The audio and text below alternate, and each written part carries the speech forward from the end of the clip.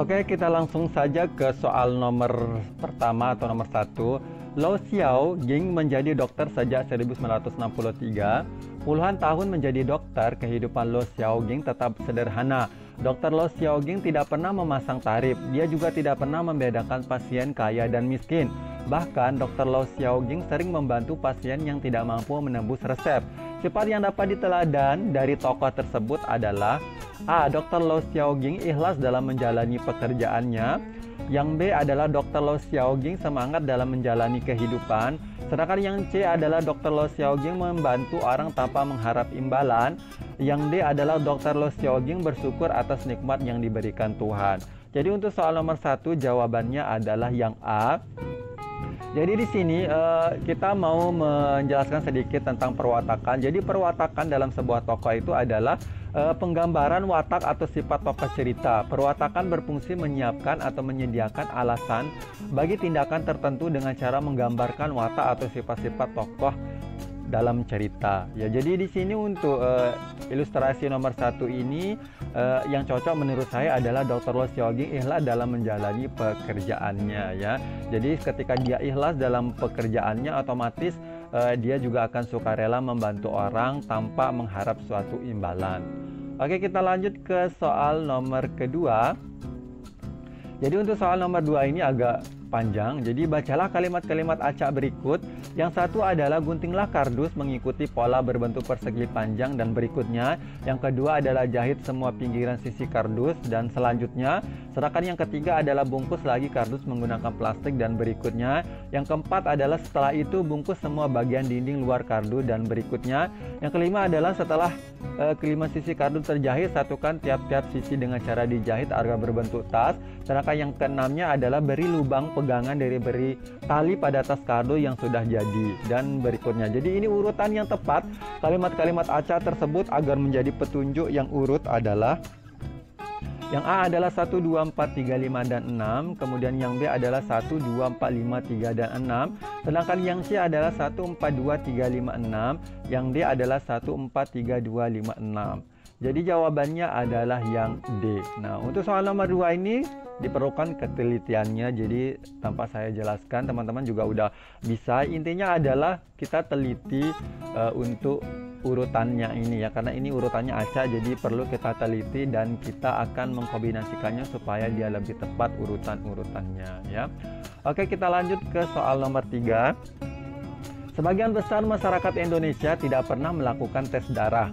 Tes darah sangat penting untuk mengetahui kondisi tubuh atau deteksi dini suatu penyakit. Alasan orang Indonesia tidak melakukan tes darah beragam. 51% responden mengaku tidak ada klinik, laboratorium, atau rumah sakit terdekat yang melakukan tes darah. Sebanyak 24% responden mengaku takut, 15% responden merasa belum memerlukan tes, dan 7% lainnya beralasan keterbatasan biaya. Padahal melakukan tes darah secara teratur penting untuk menjaga kesehatan. Darah berfungsi sebagai pembawa nutrisi dan oksigen ke jaringan organ dan sel. Simpulan isi paragraf tersebut adalah A. Sebanyak 24% responden mengaku takut melakukan tes darah. Sedangkan yang B adalah darah berfungsi sebagai pembawa nutrisi dan oksigen ke jaringan organ dan sel. Yang C adalah sebagian besar masyarakat Indonesia yang ternyata tidak pernah melakukan tes darah. Sedangkan yang D adalah sebanyak 51% responden mengaku tidak ada klinik, laboratorium, atau rumah sakit terdekat yang melakukan tes darah. Jadi jawaban yang tepat untuk nomor 3 ini adalah yang C, yaitu sebagian besar masyarakat Indonesia ternyata tidak pernah melakukan tes darah. Jadi di sini untuk penjelasan kesimpulan itu adalah hasil akhir dari suatu pembahasan masalah dalam paragraf. Ada beberapa cara untuk menyimpulkan paragraf, yakni kalimat simpulan biasa ditandai dengan kata jadi, dengan demikian, oleh sebab itu, oleh karena itu, maka dari itu, dan beberapa lainnya. Nah, jadi nomor 3 ini saya rasa udah jelas bagaimana cara teman-teman untuk menyimpulkannya. Sedangkan untuk A, option A, C, dan D ini kan urean yang dipaparkan dalam teks di atas ya. Jadi kesimpulannya tepat bahwa jawabannya adalah yang C ya. Oke, kita beralih ke soal nomor 4. Jadi ini bacalah penggalan dialog berikut. Jadi sudah kubilang, aku puluhan tahun jadi pengemis. Kata teman-teman yang melek, mata orang yang suka memberi memang beda. Tidak galak, Ah, betul itu dia. Dari tadi aku mau bilang begitu. Tarsa, kamu betul. Mata orang yang suka memberi tidak galak. Mata orang yang suka memberi, kata teman-teman yang melek, enak dipandang. Ya, aku kira betul. Mata orang yang suka memberi memang enak dipandang. Makna simbol mata dalam kutipan cerpen tersebut adalah A. Cermin hati, yang B adalah cermin watak, yang C adalah cermin pikiran, sedangkan yang D adalah cermin kebiasaan. Jadi untuk soal nomor 4 ini jawabannya adalah yang B, yaitu cermin watak. Jadi saya rasa yang nomor ini udah jelas ya, jadi udah tergambar bahwa itu adalah watak. Oke, kita beralih ke nomor 5. Rumah sepi serupa surau tua sejak Rusdi pergi. Tawa kalian kuduga ikut terlipat di koper-koper Rusdi dan terbawa ke kota lain. Kalian memilih membeli rumah baru sendiri-sendiri, jalanan, warung, dan entah di mana lagi. Setelah lelah di luar rumah, pagi hari kalian kembali beberapa jenak menitip pejam pada bantal. Lalu pergi lagi pada sore hari. Pagi tampak sapa selamat pagi. Siang hari aku sendiri di meja makan, malam aku sepi sempurna. Aku sungguh berumah dalam sepi. Simpulan akibat konflik cerpen tersebut adalah A. Rumah tokoh aku kosong, yang B adalah keluarga kurang harmonis, sedangkan yang C adalah tokoh aku merasa kesepian, yang D adalah tokoh Rusdi merantau ke kota. Jadi jawaban nomor 5 adalah yang C, dan ini juga udah jelas bahwa si tokoh itu lagi kesepian ya. Oke, jadi ini simpulannya udah penjelasannya tadi yang nomor di atas ya. Oke, kita beralih ke nomor 6 saja. Nah, ini nomor 6 ini kita beralih ke biologinya ya. Oke, perhatikan nama hormon dan bagian tumbuhan berikut. Yang satu adalah rizokalin, sedangkan yang kedua adalah kaulokalin, sedangkan 3 adalah filokalin. Kemudian yang 4 adalah antokalin, yang kelima adalah bunga, 6 daun, 7 batang, dan 8 adalah akar. Pasangannya sesuai antara hormon dan bagian tumbuhan yang dipengaruhi adalah A 1 dan 6, yang B adalah 4 dan 5, sedangkan yang C adalah 2 dan 8, yang D adalah 3 dan 7. Nah, jadi ini untuk nomor 6 jawabannya adalah yang B, yaitu 4 dan 5. Jadi ini penjelasannya ya. Jadi hormon kalin merangsang pertumbuhan organ tumbuhan, di mana hormon kalin dibedakan menjadi 4 macam yaitu. Nah, jadi yang disebut itu adalah 1 dan sampai 4 ini adalah termasuk dari hormon kalin ya. Jadi nomor 1 adalah antokalin. Jadi antokalin ini mempengaruhi pembentukan bunga. Yang kedua adalah filokalin. Filokalin ini mempengaruhi pembentukan daun, sedangkan yang nomor ketiga ini adalah kaulokalin. Ini mempengaruhi pembentukan batang. Kemudian yang nomor 4 adalah rizokalin, ini mempengaruhi pembentukan akar ya. Oke, kalau udah jelas nomor 6, kita beralih ke nomor 7. Nomor 7 adalah bagian dari enzim yang merupakan komponen non-protein berupa molekul anorganik disebut A. apoenzim, sedangkan yang B adalah koenzim, yang C kofaktor, yang D adalah holenzim. Jadi untuk soal nomor 7 ini jawabannya adalah yang C, yaitu kofaktor, dan ini adalah pembahasan singkatnya.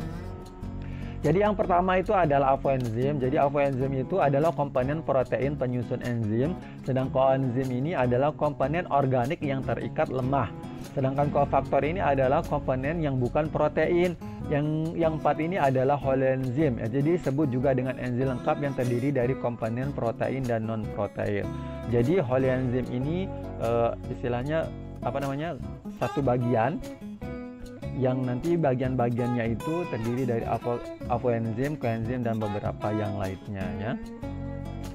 Oke, kita beralih ke soal nomor 8. Untuk soal nomor 8 ini adalah kromosom yang letak sentromer mendekati salah satu ujung kromosom adalah A. metasentrik, yang B adalah telesentrik, yang C adalah akrosentrik, yang D adalah submetasentrik. Oke, jadi untuk nomor 8 jawabannya adalah yang C, yaitu akrosentrik. Jadi ini penjelasannya ya. Nomor 1 adalah metasentrik. Metasentrik itu adalah sentromer terletak di tengah sehingga kedua lengannya sama panjang. Kalau sama panjang ini kayaknya berbentuk Y ya. Kemudian yang nomor 2 adalah telosentrik. Jadi telosentrik itu adalah sentromer terletak di ujung sehingga kromosom ini hanya memiliki satu lengan. Sedangkan yang akrosentrik adalah sentromer terletak mendekat ujung sehingga salah satu lengannya sangat pendek. Yang keempat adalah submetasentrik. Ini sentromer terletak mendekati bagian tengah sehingga lengan yang satu lebih panjang dari lengan lainnya. Kita beralih ke soal nomor 9. Rongga untuk mengeluarkan sisa makanan cair yang dilakukan dengan berdenyut pada pramesium disebut A. vakuola, yang B adalah vakuola makanan, sedangkan yang C adalah vakuola berdenyut, yang D adalah nukleus. Oke, jadi ini nomor 9 jawabannya adalah yang C, yaitu vakuola berdenyut, dan penjelasannya seperti ini ya. Jadi paramecium itu memiliki dua inti, yaitu disebut nukleus, intinya disebut dengan nukleus, yaitu inti kecil. Yang pertama adalah inti kecil, yaitu mikronukleus, dan inti besar, yaitu makronukleus. Jadi ada beberapa juga vakuola makanan yang berfungsi untuk mencerna dan mengedarkan makanan, sedangkan vakuola berdenyut untuk mengeluarkan sisa makanan. Oke, kita beralih ke soal nomor 10. Berikut ini yang merupakan aplikasi cabang biologi bidang mikrobiologi adalah A. Pembuatan yogurt, kemudian yang B adalah penyisipan gen rekombinan, sedangkan yang C adalah pemisahan genom X dan Y, kemudian yang D adalah transplantasi organ. Oke, jadi nomor 10 ini jawabannya adalah yang A, yaitu pembuatan yogurt. Di mana untuk mikrobiologi itu pengertiannya adalah ilmu yang mempelajari tentang mikroorganisme. Jadi ketika pembuatan yogurt ini kan menggunakan bakteri yang baik ya, otomatis ini termasuk dia dalam mikrobiologi, yaitu yang mempelajari tentang mikroorganisme. Oke, kita beralih ke soal berikutnya. Jadi ini seperti yang saya katakan tadi, ini kita beralih ke IPS dan PKN-nya. Jadi kita lompat langsung ke nomor 21 ya. Oke, jadi ini ada beberapa rincian untuk nomor 21 ini. Jadi perhatikan keterangan berikut. Yang satu adalah PPKI, sedangkan yang kedua adalah BPPKI, sedangkan yang ketiga adalah Panitia Perancangan Undang-Undang. Berikutnya adalah PPKI mengesahkan hukum, kemudian IR Soekarno, Insinyur Soekarno melaporkan hasil kerja perancangan. Dan pertanyaannya adalah urutan sejarah pembentukan Undang-Undang Negara RI tahun 1945, yaitu A. 2351 dan 4, yang B adalah 3521 dan 4, sedangkan yang C adalah 2431 dan 5, sedangkan yang D adalah 2435 dan 1. Jadi ini jawabannya adalah A ya, 2351 dan 4. Di sini penjelasan singkatnya. Jadi urutannya yang pertama adalah sidang BUPPKI, yaitu terjadi antara tanggal 10 sampai dengan 14 Juli 1945. Urutan yang kedua adalah dibentuk Panitia Perancangan Undang-Undang dengan 19 anggota yang diketuai oleh Insinyur Soekarno. Kemudian yang urutan ketiga adalah Panitia Perancangan Undang-Undang yang terjadi 11 Juli 1945, di mana ini terbentuk panitia kecil yang beranggotakan 7 orang. Kemudian yang keempat adalah hasil sidang kerja Panitia Perancang Undang-Undang yang ini terjadi 13 Juli 1945. Kemudian 14 Juli 1945 diadakan rapat pleno BUPPKI. Yang kelima adalah hasil sidang PPKI yang terjadi tanggal 18 Agustus 1945, dan disinilah disahkanlah undang-undang sebagai konstitusi negara. Oke, kita beralih ke soal berikutnya, yaitu nomor 22. Sumpah Pemuda memberikan banyak pelajaran kepada generasi penerus bangsa. Salah satu pelajaran yang dapat diambil dari Sumpah Pemuda yaitu A. Mengakui bahwa bahasa Indonesia lebih baik daripada bahasa daerah. Sedangkan yang B adalah prinsip mengedepankan kepentingan bangsa daripada kepentingan pribadi. Yang C adalah dorongan supaya bangsa Indonesia bisa menjadi bangsa yang homogen. Sedangkan yang D adalah keyakinan yang kuat harus dimiliki oleh generasi muda, bukan generasi tua. Untuk soal nomor 22 ini jawabannya adalah yang B, dan ini sedikit penjelasannya. Oke, jadi nilai-nilai Sumpah Pemuda yang bisa kita ambil atau yang kita petik adalah yang pertama adalah nilai cinta bangsa dan tanah air, yang kedua adalah nilai akan sikap rela berkorban, yang ketiga adalah nilai persatuan, yang keempat adalah nilai akan dapat menerima dan menghargai perbedaan, yang kelima adalah nilai akan mengutamakan kepentingan bangsa, dan ada beberapa nilai-nilai yang perlu kita ambil atau kita petik hikmahnya untuk Sumpah Pemuda ini ya. Oke, kita berlanjut ke soal nomor 23. Pak Joko seorang dokter. Suatu ketika beliau ditugaskan ke daerah terpencil jauh dari tempat tinggalnya. Keluarga Pak Joko pun tidak memungkinkan diajak ke tempat tugasnya. Meskipun demikian, Pak Joko dengan senang hati menjalankan tugas itu. Dengan demikian dapat dievaluasi tindakan Pak Joko mencerminkan semangat kebangsaan, yaitu sikap A. Bijaksana, yang B adalah patriotisme, sedangkan yang C adalah nasionalisme, yang D adalah rendah hati. Oke, untuk soal nomor 23 ini jawabannya adalah yang C. Jadi di sini penjelasan singkatnya. Jadi nasionalisme adalah satu sikap politik dari masyarakat suatu bangsa yang mempunyai kesamaan kebudayaan dan wilayah serta kesamaan cita-cita dan tujuan. Dengan itu, masyarakat suatu bangsa akan merasakan adanya kesetiaan yang mendalam kepada bangsa itu sendiri. Oke. Kita beralih ke soal nomor 24. Setiap provinsi di Indonesia memiliki adat istiadat dan kebudayaan masing-masing. Hal ini mengabarkan bahwa Indonesia memiliki keberagaman budaya yang tak ternilai. Fungsi dan peran keberagaman budaya dalam pembangunan adalah A. Sebagai daya tarik bangsa asing dan sebagai kontrol dalam bertingkah laku. Yang B adalah mengembangkan kebudayaan nasional dan daya tarik bangsa asing. Kemudian yang C adalah mendorong terjadinya konflik antar suku dan memecah belah persatuan. Sedangkan yang D adalah meningkatkan kreativitas masyarakat untuk saling menonjolkan budaya lokal. Jadi untuk soal nomor 24 ini jawabannya adalah yang A ya. Jadi ini penjelasan singkatnya.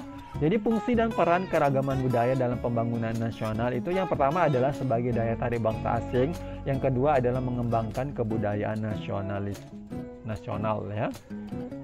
Oke, kita beralih ke soal nomor 25 atau terakhir untuk penjelasan bagian pertama ini.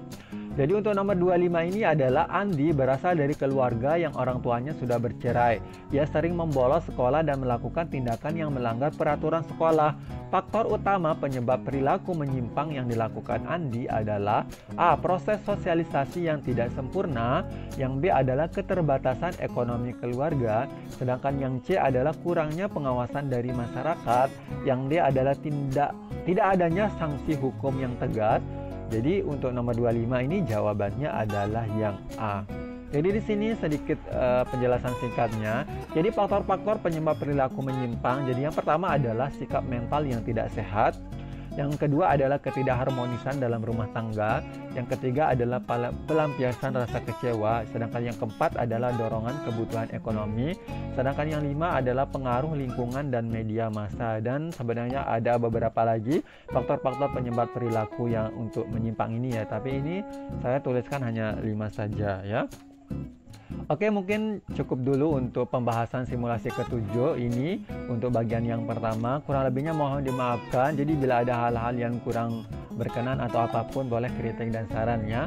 Oke, sekian dulu. Wabillahi taufiq wal hidayah. Wassalamualaikum warahmatullahi wabarakatuh. Bye bye.